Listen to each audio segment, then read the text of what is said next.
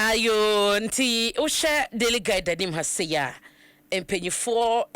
mienu da hamrasebedwafo ya omoso ya kandifo hamrasebedwafie ne woni ba ko bedi mu nkomo ebedi nkomo wo show yi so a Yera Alexander Afenyo-Markin na Yera Mahama Ayariga ne nyina no eye vetting showdown de koso ye kwawi akire Adom kuma no epia bonte work out ene wo mo ebo amane ya sese no Yera Ayariga eguso a ekitamu na omanu se yesi or the petition akwa speaker ese eba no ECOWAS parliament ene Oman Ghana ya parliament na musifo no a na ensese Yera Afenyo-Markin ne kobie no wakodi akire kowi akire kra no na ka omompeso mbeso mu inene ho sensem bia aba ne cheso de anim tie boni anim guase eka Ghana ya mra chebe fie no ntie no so no oka ho asem de ne de ode ho nkata akwada speaker se oni sudwuma na omanu sa SML enso na omasiw office of the special prosecutor ne nyina no beka ya ye wo ha ya meka imposa me SML penyi ono hwe nkita odi onsem so ekasa wo ha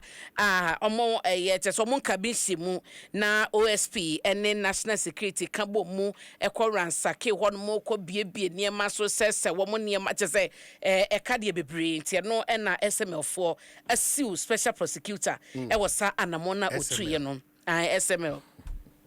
Omasiw OSP inteno so edaha na OSP kwoni oyekwauni kiseja be yekwani the pride of co. Oh yes oyekwauni this year oka KPN wana mako official mako invite no me I'm sure say be executives ni ebe to one I'm sure yeah inti ja oman the ten say office no enkrofo hu so mfaso enkrofo ehu so mfaso adentia so mo say na man de na waye na mo hye ne se onye bibi kiti obi se no ye na dwuma wo so ye na mo pia ne se ase obi pia no na dwuma wo so ye no no ase BBC de na nsi oman wo be kire mu se o kire mu se enya gidigidi o na ye de eye nhwehwemu adwuma inti show working resource we wo be na no da wo de nkrata bebra begu abobodin ni ba bia wo ye ne so oman edini de obebo edini de obebo ma wo kɔ form aba no ma bedru se docket ne wanya de akoma attorney general or the kwa na so onfa nkoye omo communicate na yente na no ya hu se Yera Martin ebika medu de nkrata aba bonte a wo che se OSP no papa no onim adwon so wabon omampani ensake no na kasa mafo no be kasa want o see enioma bebre attorney general etu1 na mo nyina se nye OSP hwehwe mu a or the SML di kura bai anka bi attorney general bi kro ni tu ebre OSP man na attorney general nya adwuma ho OSP man attorney general was a attorney general's office na eni was it not in existence na eni juma bi adi to say OSP bae da bi omunya botre so atiase me no asem no ya ye kan ene ho amane ni nyina na at the end no ye per resource because ye tuaman yi mu a enipa bi edi tumi ni amanyosem esesa omanfo sika nka wo se ye de development mo omanfo ho to no no ba ko fo sisa sika ni na de abo ne bo na bi de akoye project no aka wura mafaso bi amaso ani nyina no ye cause financial loss na se ye te ya na sesa nkrofo yi ye ntimi mamra ne wo mu ni na se ye sika ne ye beje aye nye yade a ne ye koya na se ye bae se jiro se ko adubo no utini se ya nya botre man na onje bre no onye hwehwemu ma nya man mfie aduasa na ye hu results ana we de wada ma ana mfie aduanan na me aduma fie mema Yera sameda ko aba na watimi a church no mamu yie na watimi atini no man kasa na ya doso OSP kasa no asomanya yetim no kasa no doso we need more action enra me ode ma me wie me pepesi mebo me fo abasopa na me che odi ntia enra me de video no ma kwasimafo ayowa ode beto no hu de ntia bebo ma baso o mare eno se sakisi ajaben o ye incompetent adwuma no hu so we ye Yera Martin na medu na ka cho mampani mahama on sake no onim de ntia unse afiye mo ye January ekọ na wie ye no ena otonsa efre Yera kenofreta somra na ontoto na no emisa no nsem before then no the previous government no menyi ne se yenyina ye wo hayi yete da se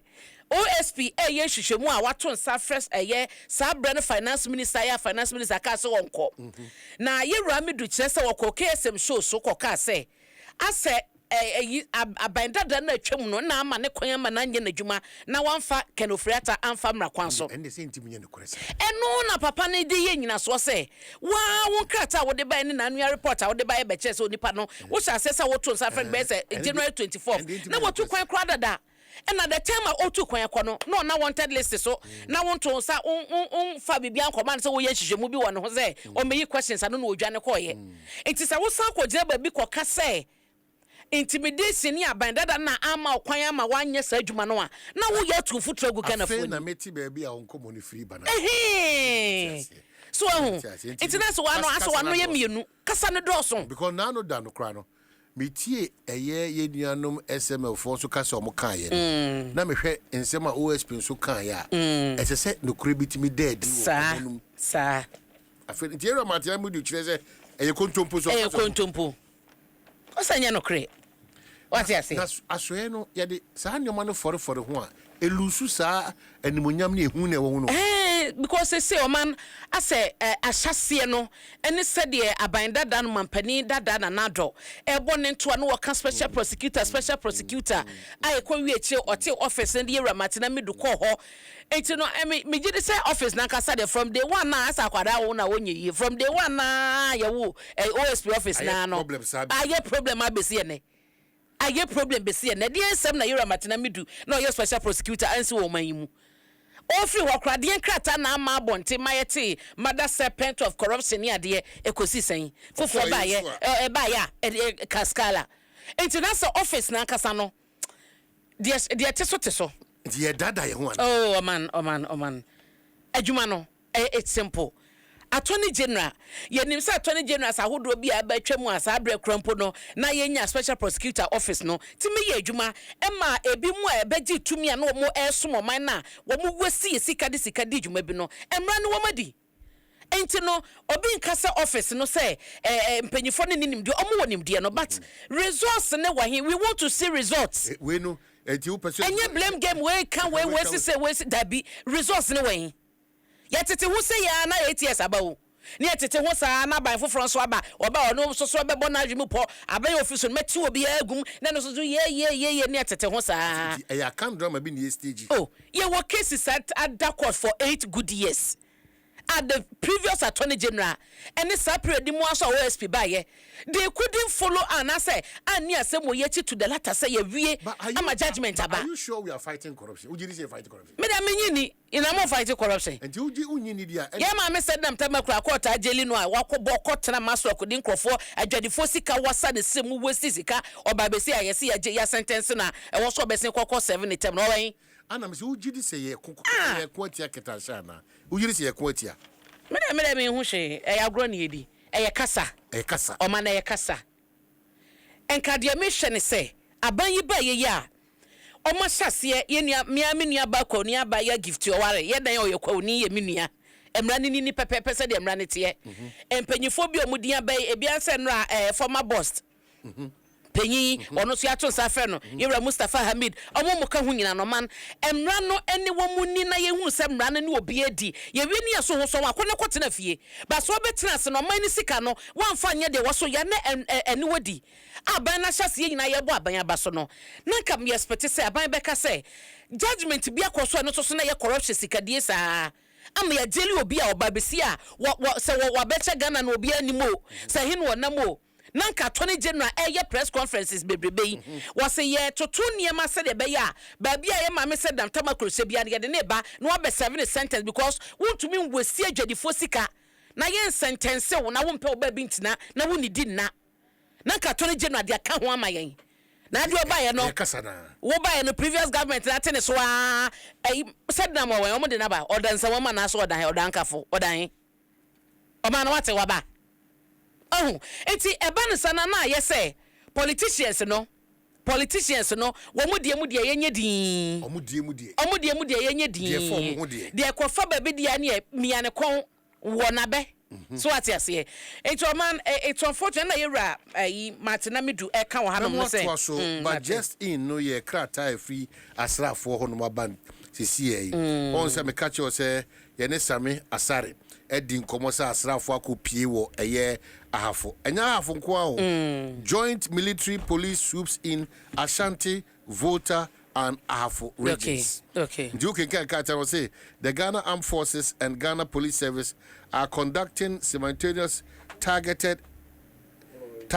and intelligence-led joint swoops in the Ashanti region, specifically Dajene and Anwa in the Volta region at Ehi, and in the Ahafo region at Hwidiem, Kenyasi, Goso, and Mehame. The operations, which started at dawn today, Wednesday, 12 November 2025, at all the locations, aim at arresting identified persons involved in the recent attacks on members of the National Anti-Illegal Mining Operations Secretariat, NIMOS. Some police officers and officials of the Environmental Protection Agency, including journalists.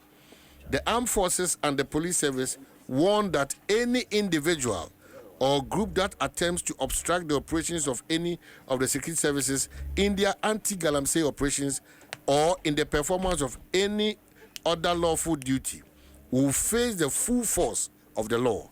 The armed forces and the police service wish to assure the general public that adequate measures have been put in place to ensure the safety and security of well-meaning inhabitants of these towns and communities. They are encouraged to remain calm and go about their regular duties without fear or panic. The security services commend civil society groups, the media, and individuals for the massive condemnation on the unwarranted attacks and disruption of activities of the security service at their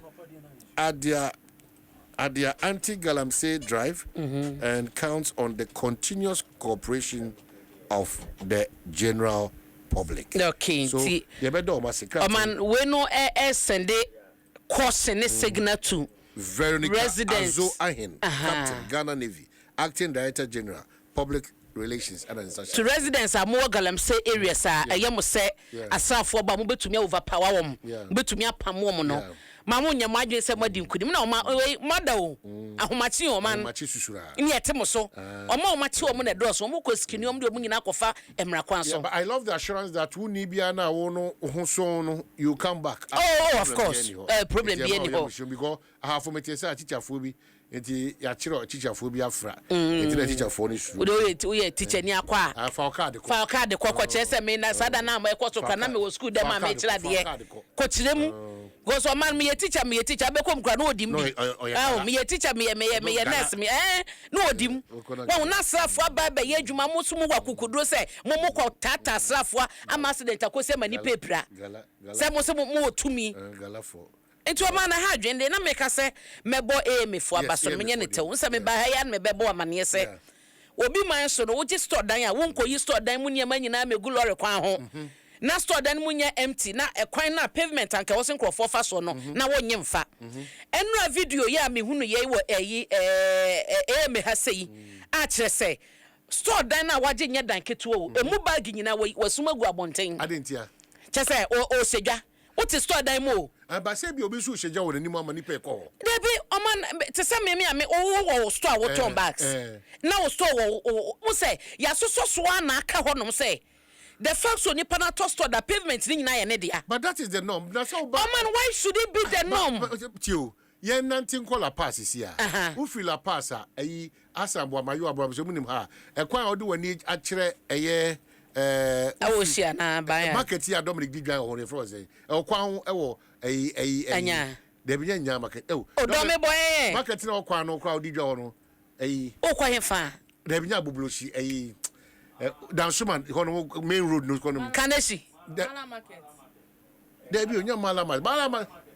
market oh Mala market on pavement this way Omantina make a trust say and I'm say and na make sure say omana no bi na me kwabena make sure say make sure say membo AMF for abaso ne say ye na AMF for yakopam wo na e wo pavement and na ko wachi na ko rade Omana make sure say you betumi asase wo baby asase because share any o video na da ha yi asase because ye ni nukure ma ye ho anka emedura o anka onim Sadia we shall see a crowd, and yan Nasemo, Kobusa Bodise, Kobusa G. Blankson, Kobusa reasons why they suspended those activities to cleanse a your mining. Kobusa, Mianka Samo of Fire Boating. or Miss Quite of fast or see fire about you say, or what is it? Yeah, pretty number now, whatever. So these are the challenges we have. Oman Biana, Oman, a quite of fossil as solving the problems politically activated. Politically, no, so dear, no, no, but at the end, the dear, wait, the sad dear Kitua be me who I am impressed. A chance there's hope. And I'm mutu na nei. Ba the house there's hope. Never. Say Katasha the project. Oman me say. Where the manini, mahunu se store na enyama watch e gwa bont almost say twingu store ni mano. Gala. Or say twingu store ni mu. It's a monster say akametro for me semo. Obi a waje store dan ya wogusu yi niema free store dan mu be say wo kwan ho. To be sure boss obi hu ani so. Mo omo yi free store dan mu be say wo kwan ho no. Ya pa mo chew. Mommy and clear chrome na yeso ye bia ye da bia mutu kwan ana me si bronya da bia mutu kwan ni bia oman wo baji wani so ye kantamanto woni wona kantamanto mpe wo ka oman mama che wade ba ko wona edi dwa wa bontin nyina no emran hye omo no mo be no emran se na oni ho adenti na nipa ya ma obi a se obi ho na me bai oman ho na ye kan se ebe kwa ba be si a ya assembly na ebe boy no ma ye sa adwuma no Missy Baby center to say Makola Nasi Cantamanto no can't go ho. And come say, Baby, I may call ye and no can't be so quanso na watch for manante, can't raho and the congestion back. Now, hey, dear, the purpose what they can't quafa, ni penny more quacojina honum. Caroline, I'm planning a bini and is all you're planning on planning officers. You're planning on your planning. No trouble me be a tuamoka. Then, baby, and I'm penny and control and Yaji Busui built Yanaka. Now, quite assemblies now. The stop work. Near SCH. Dominic Echo Pija Echo to Warby or Kwamukakra. Stop work. Ebesine. I didn't name Quemuno or Mother Suman de Sion or my factory. Stop work. Stop it to office. I'm a better stop work. Put it to office. It's my better stop work. See, any Abrameba or mine will beat me about social media. Babinaku could do. The worker of an wedding. Mr. Galam said, no way. Sema Galam said, Juma. This am too quiet. I come let a come the south come the Kodo. And I say, may judge Maria just a Machimasa 200 years. Any man message 200 years ago, may judge Mano. Here, ye take crump where they couldn't see by Galam say, Gala. I love my work, Gala. It's over my na side boy ya tire no anu Abena ni mo ba be kire oman me ni na me blame ye leaders no mo no emra no omo mfa nya adwuma na ase de ono te ase ho no nti de bia no wa ase ho no ma emra no ediu Karu akwaba ani bre se mo Abena ba sa dia adaje ni poso sa o we ni moja mono no de aba nti enje bia bejojo oman